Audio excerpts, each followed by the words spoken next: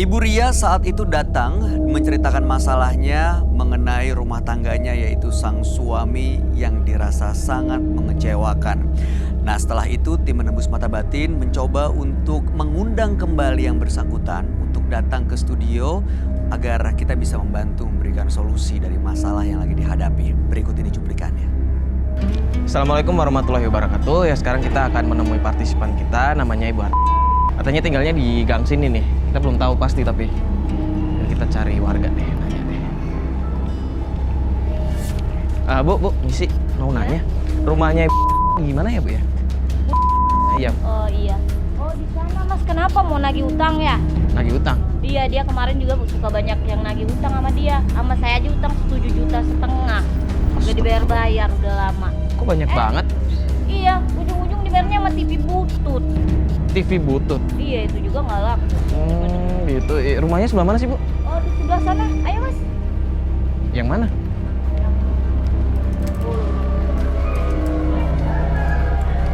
Itu siapa tuh ribut-ribut? Oh, ini rumahnya? Iya, pagi aja, Mas. Iya. Misi, assalamualaikum. Mau kemana? Mau kemana? Ya, gua mau pergi ulang. Papa! Gara-gara Papa kan semuanya! Mama jadi pergi! Gimana terusnya? Papa gak kasihan sama aku kan? Semua gara-gara Papa kalau balik utang! Iya. Coba Mama kayak gitu! Jadi gimana, Pak? Gimana? Aku benci sama Papa! Mbak tenang dulu deh, Mbak. Ini Iya. Pak, ini ada masalah apa sih, Pak? Benci tau gak? Mas. Masnya dari mana, Mas? Enggak, kita di sini nyari Ini bener rumahnya Iya. Bapak? Saya suaminya. Oh, suami. Berarti tadi istri Bapak bener? Iya, Mas. Tapi ini dari mana, Mas? Gini Pak, jadi kebetulan kita mau ada urusan sama istri Bapak, tapi kayaknya udah pergi. Itu pergi kemana ya Pak ya? Gini deh Pak, kita boleh ngobrol sebentar? Masuk dulu aja, Mas. Masuk dulu, Mas. Tapi sorry ya, Mas. Ini lagi berantakan semuanya nih, Mas. Iya, nggak apa-apa Pak. Kita cuma pengen ngobrol sebentar aja kok Pak.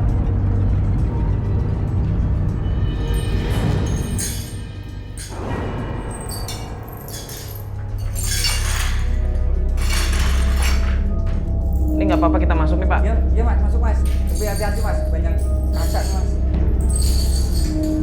Gini Pak, sebenarnya kita kan ada urusan sama Ibu. Kita pengen ngobrol tentang permasalahannya. Katanya ada permasalahan keluarga yang minta dibantu sama kita gitu. Tapi tadi udah kabur kayak gitu. Itu pergi kemana ya Pak ya? Tapi maaf, Mas. Ini ada kamera. Saya malu, Mas. Iya udah gini deh Pak. Ini Bapak pakai masker aja biar privasi Bapak aman. Iya, gimana, Mas? Gini Pak, duduk dulu aja Pak biar enak Pak.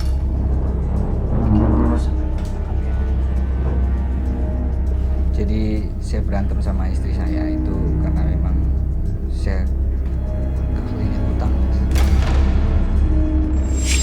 Utang. Saya kelilit utang dan utang itu udah terlanjur banyak.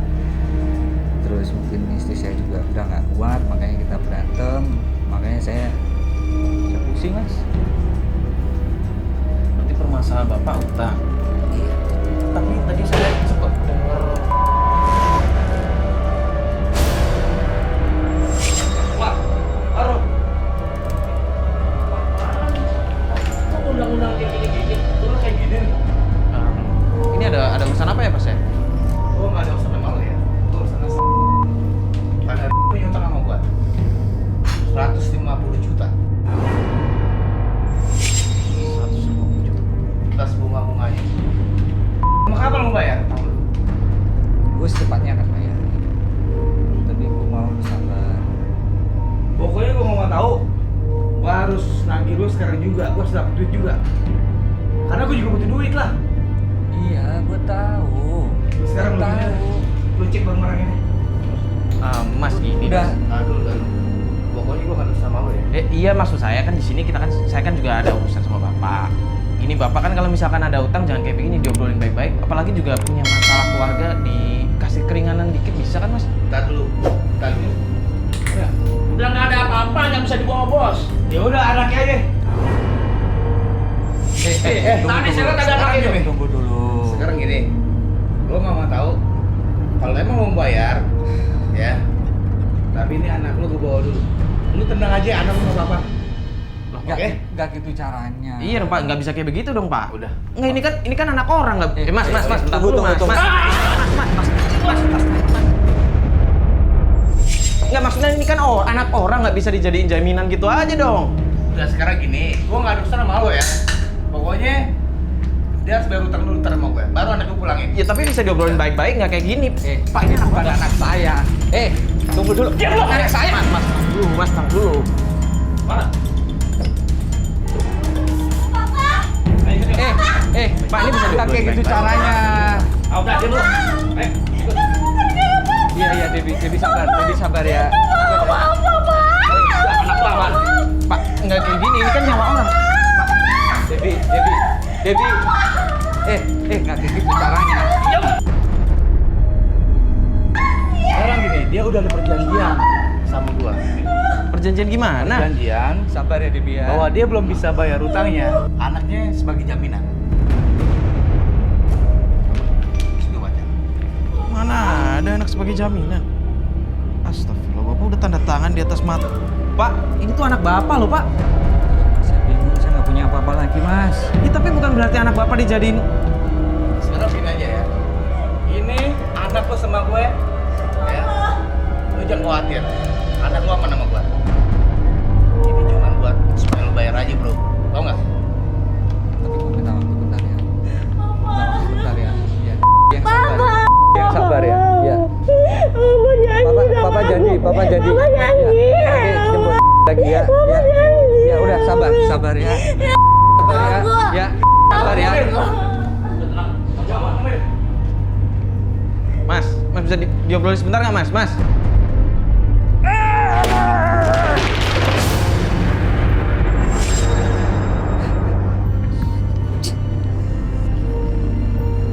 Pak, kok bisa loh Bapak? Anak Bapak sendiri jadiin jaminan gimana sih? Bapak mikir apa sih? Mungkin saya lagi mabok waktu itu, Mas. Saya bingung, saya udah nggak punya apa-apa lagi, Mas. Ya udah gini deh Pak, ini kan kita datang ke sini urusannya sama istri Bapak sebenarnya. Cuman kayaknya memang keluarga Bapak ini bermasalah. Kayaknya istri Bapak juga nggak tahu nih kemana kan, Bapak juga nggak tahu kan. Gini aja deh Pak, kalau Bapak pengen kita bantu, Bapak mendingan ikut kita ke studio. Insya Allah kita akan bantu. Gimana? Nanti kita clearin semua di sana. Bapak cerita sama kita gimana-gimananya, insya Allah kita akan bantu. Gimana Pak? Iya saya mau. Tapi mungkin saya undang rentenernya sekalian buat saya janjian di sana biar si Debbie-nya dibawa. Saya sebenarnya nggak tega, Mas, anak saya dibawa seperti itu. Ya Bapak yang sebagai Bapak nggak tega, saya yang orang lain aja nggak tega. Yaudah itu bagus deh, nanti Bapak hubungi, nanti Bapak minta mereka buat datang juga. Sekalian anak Bapak dibawa ya. Iya. Nanti kita coba bantu Bapak di studio. Yaudah kalau gitu Bapak mau siap-siap dulu atau gimana? Iya, saya ganti pakaian dulu, Mas. Yaudah kalau gitu, kita tunggu di sini aja. Bisa gini, mana sih Bapak malah menjadiin anaknya? Jaminan, tunggu depan aja. Berikutnya akan hadir seorang pria yang mengaku tidak tahan dengan perilaku istrinya yang durhaka. Malam hari ini kami akan panggil dia dengan nama samaran. Kami persilahkan Sugi.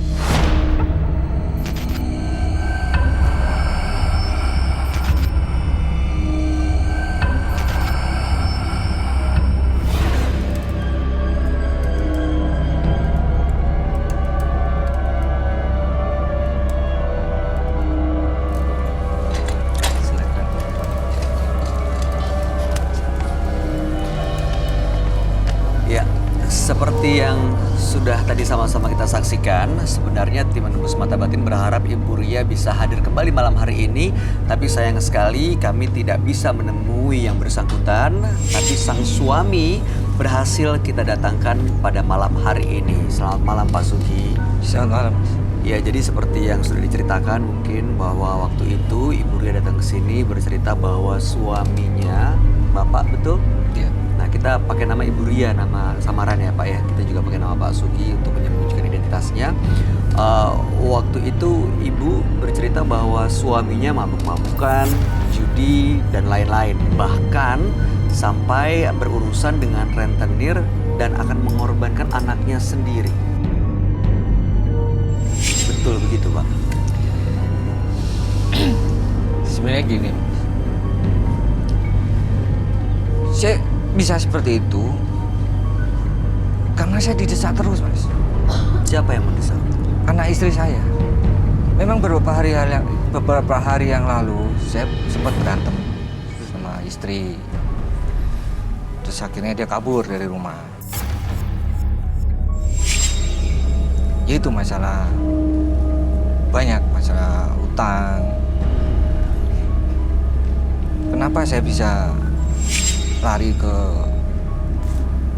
judi? Karena memang tuntutan itu loh, Mas. Jadi masalah hutang menurut Bapak bisa diselesaikan dengan judi? Ya sebenarnya enggak juga. Oke. Karena saya terpaksa, Mas. Mabuk-mabukan juga terpaksa, Pak? Saya stres, Mas. Anak saya itu nuntut kehidupan yang kalau pergi harus naik mobil sendiri. Terus HP harus paling terbaru.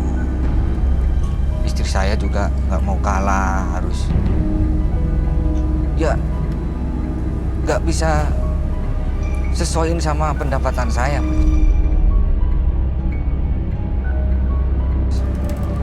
Jadi Bapak merasa tidak bisa memenuhi tuntutan dari anak dan istri dan Bapak lari ke judi dan mabuk-mabuk. Awalnya sih, Mas, cuman ada teman yang nyoba, ini ya nyoba-nyoba awalnya. Untuk lari dari masalah sebentar gitu. Iya, awalnya nyoba-nyoba, terus kok ternyata enak. Tapi selesai masalahnya, Pak? Ya itu, Mas, ternyata dari Parah. keenakan itu lama-lama saya ketagihan, malah Makin punya utang, Mas. Urusan sama rentenir itu gimana ceritanya, Pak? Nah itu, Mas, yang bikin saya kena utang saya banyak. Sampai dia istilahnya anak saya yang jadi jaminan, Mas. Jadi sekarang Bapak menjaminkan anak Bapak di bawah sang rentenir. nggak ada cara lain gitu kok selain menjaminkan anak bapak gitu. Itu dia. Nggak tahu, saya nggak tahu. Makanya saya lari ke kadang saya mabuk. Terus kalau masalahnya hutang, istri Bapak juga sempat cerita kalau Bapak ini ada perempuan lain. Itu gimana?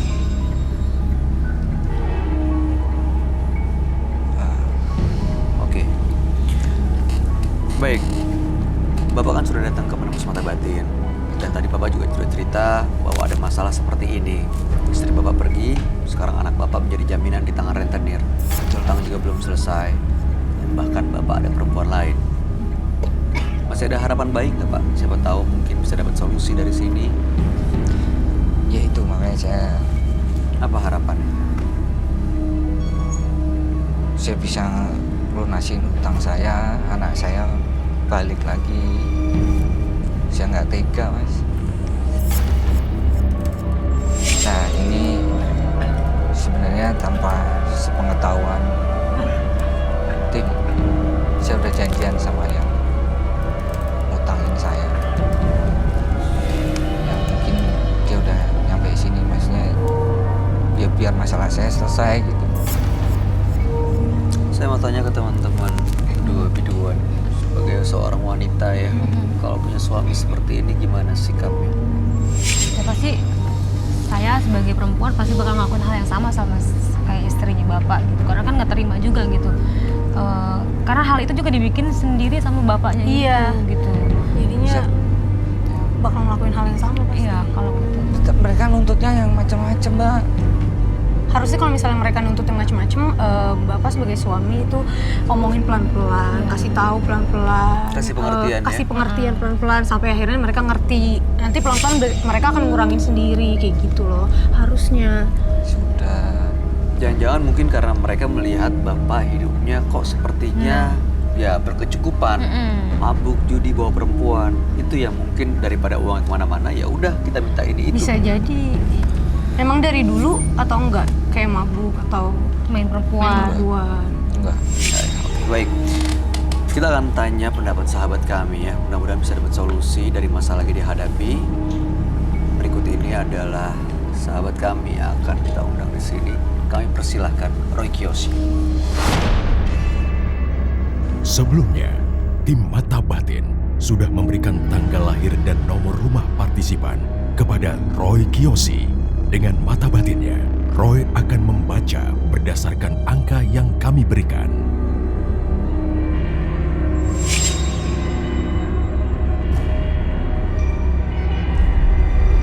Sugi dengan tanggal lahir 15 Oktober 1979 dan mendiami nomor rumah 21. Sosok pria yang berkepribadian tegas dan sangat bertanggung jawab atas apapun yang sudah ia pilih sebagai jalan hidupnya. Saya melihat saat ini ia sedang berada dalam sebuah tekanan batin yang sangat kuat. Rasa tekanan itu seperti membelenggu dalam sebuah keterpurukan. Semoga ia akan menerima hasil yang bahagia karena kebesaran hatinya. Saya merasakan aura yang sangat negatif di sekitar saya jika saya berdekatan dengan Pak Sugi.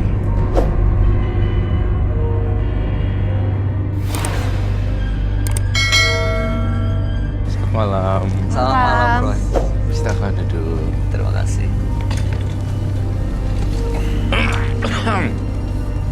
Saya berhadapan dengan Pak Sugi.